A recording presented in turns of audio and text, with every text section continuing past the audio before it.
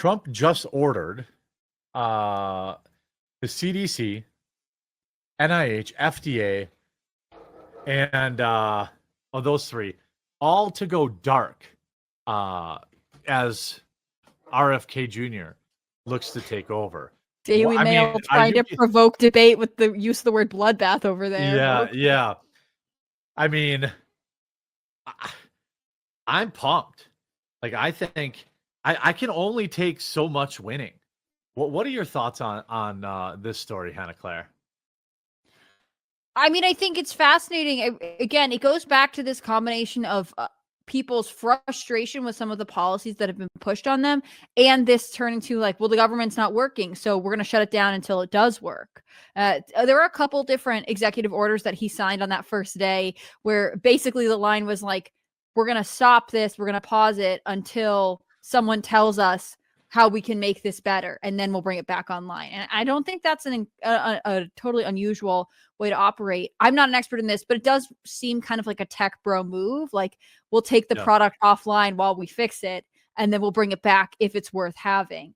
And so I think there'll be some media panic, right? Oh, they're anti-science and this is RFK and people are going to not have their medication or whatever. But I don't think that's true. I think it'll be more about efficiency, and that's overwhelmingly positive. That's a good thing. Yeah. I mean, I think a cat. Yeah. I think they're just like, hey, let's stop spending right now and let's figure out.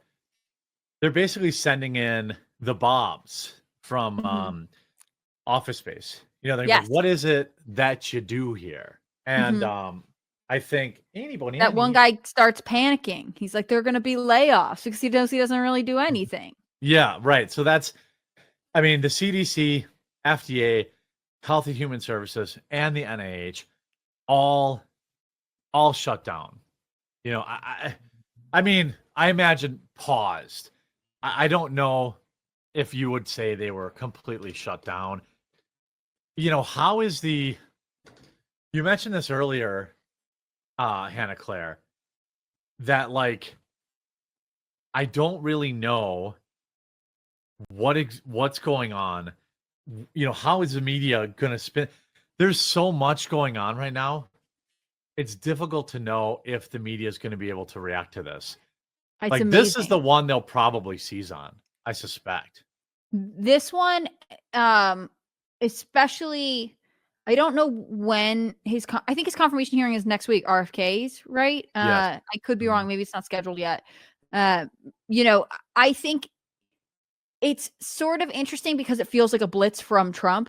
If RFK's confirmation hearing was today and this was happening, the media would talk about it nonstop, and they'd bring up COVID and they'd bring up, you know, the avian flu outbreak that's affecting egg prices now. And, you know, they would have a lot to work with. But Trump is throwing everything at the wall, partially to it's like when you have those domino rows that you set up and you knock one down, and sometimes you watch it and all one of them, but you can set them up so that you're actually knocking 6 rows of dominoes down at the same time. And the media doesn't know how to cover all of it because basically every story is weighted to different importance. And so right now, you know, Americans who are really concerned about TikTok are kind of waiting for their news. Americans who are really concerned about immigration are waiting for their news. People who are interested in the goings on at the FDA might be following that more intensely. But it's not like there is one central theme of the week. And you probably see this too with all the videos that you do. Like sometimes there's a story that lasts like basically 10 days, but in the middle, another story starts to gain steam. And so then that's kind of what everyone talks about for a while. There tends to be a little bit of a hierarchy. Right now, you know, because I'll send you stories at night, and it's like, we go in any number of directions here. Like there's so much we could talk about, and there's so many people reacting that I think it's working to Trump's strategic advantage. Yeah, I think if he just keeps pouring it on, there'll be some that people just literally forget about, and they just won't be able to. You can't oppose all of it. And at the time he's doing it too, they've got, you know, confirmation hearings to deal with. They've got all this other stuff to deal with. And it's difficult. It's difficult to imagine them being able to fight all of this, especially when they don't have the majority in the House or Senate either. Yeah. So like they just have to sit back and take it. Mainstream media, CNN's gonna whine about it, but what power do they have anymore? Right. CNN, But yeah. are they going to whine about the blackouts or like the semi closures at the FDA and health organizations more than the DEI offices? I mean, at a certain point, They have to they pick, can't. yeah. They have to pick, and that's what I love about it. And it's similar to Congress. I mean, the lack of majority, or the fact that they don't control even one chamber, is putting Democrats, putting liberals, in a position where they have to make a strategic choice about what they're going to raise a fuss about, because it can't just be everything anymore. And I don't know if you saw it, but I think it was The Hill reporting on Marco Rubio's confirmation. He won a unanimous confirmation. He's the first one to get confirmed. 99-0. Yeah, 99-0, the one person missing being him. Yeah. He wasn't going to vote on himself. But that means that every Democrat in that chamber was like, yeah, we know. And like, it's fair. He's a senator. They probably worked with him. They decided basically this isn't worth the fight.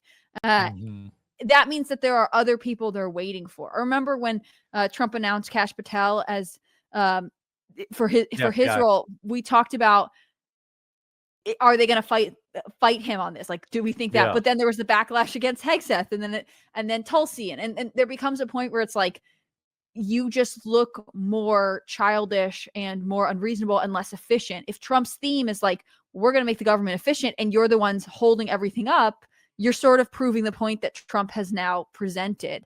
And I think the media is aware of that. If they freak out about every single thing Trump does, number one, the news cycle will come to a grinding halt because they'll never be able to get through it all. And also, they'll look as petty as he's always said they were. Yeah, right. Yeah. And I mean, CNN will obviously continue to complain, but it's wild. It must feel like this for the people from Malay, where it's like, oh man, we're really cutting stuff. Like, it's actually happening. Like, we're cutting all this fat, and there's literally nothing that they can do about it. Now, what's wild too is what's exciting for me is anything could change in the next 3.5 years. But I do feel very hopeful about JD Vance winning in 2028. If that's true, it's unlikely that we're going to have yet another presidency where like one guy's just undoing the next guy's stuff. So if JD who is more likable than Trump, I think he'll do, he does better in the Midwest. I think he's more soft than Trump. Less like, there's going to be less crazy TDS for him. If he runs, we could have potentially 12 years to not only end a lot of this stuff, but really put up some moats around it and say like, it's not going to be so easy for the next guy or gal just to come in and undo all this stuff like Biden did to Trump, and now Trump's doing to Biden. You could really have a cultural change for the next 12 years that is a lot more difficult to undo. I think the cultural change is key. I think there's regulatory aspects to making sure some of the changes just can't go back and forth. But I think they passed the Lincoln Riley bill, right? In the Senate. And there were a number of Democrats in both chambers who joined with Republicans on this bill that's basically restricting immigration and adding some more consequences. That's fascinating. They are not looking at this like it's a campaign ruining issue. They don't think, I have to vote against this because otherwise all my constituents will hate me. They're looking at it. They're reading the rooms. They're reading their own polls and saying, I can get behind this. And some of them might legitimately be for this kind of, common sense safety procedure type of bill. But a lot of them are ultimately looking to get reelected, especially in the House, where it's kind of a constant back and forth between the campaign and being in the chamber. And they're saying this is okay to talk about now. Imagine in 2 years what more moderate Democrats will be okay with voting on. Imagine in 4 years how that will change. I think there'll always be some issues that become cultural divides, and you'll see more radical parts of the media and politics try to bring those to the forefront. I mean, wait until we have another great abortion debate. But some of those things are kind of talked out at this point. I think people are kind of tired about fighting about abortion. They need something else. And I think this rallying cry of like, we want the government to be efficient. We spend so much of your money. Yeah. The economy. Like, people who are left leaning but ultimately moderate are going to be like, actually, I don't think those Republicans are as crazy as you're telling me they are. I mean, here's an example of the cultural shift this morning. Deport all immigrants here illegally. I will note the ABC News poll asked about undocumented immigrants. So we have slightly different questions, but these were all taken within the last month. And there's real uniformity here. That's what I really think you see. You see real uniformity. Deport all immigrants who are here illegally. 55% of the New York Times. Marquette, 64%. CBS News, 57%. ABC News with a slightly different question, 56%. So what you're seeing essentially here is a very clear indication that a majority of Americans, in fact, when they're asked this blunt question, which I believe gets at the underlying feelings, do in fact want to deport all immigrants who are here illegally. There's no arguing with these different numbers because they're all essentially the same across 4 different pollsters. So if they say yes today-ish, how has that changed over time? Yeah, this is where I think you get very interesting. And so we'll take a look at that ABC News question in particular, because you can really see that there's been a massive shift from when Trump was first getting into office. Look at that, 36 to 56. You go back to 2015, I'm going to come to your side of the screen, it was 42%. Hello. Go to 2016, it was 36%. Look at where we are now. This was taken at the end of last year, 56%. This is 20 points higher than it was just before Trump got into office. I mean, thanks, Biden. Yeah, that's Biden for you.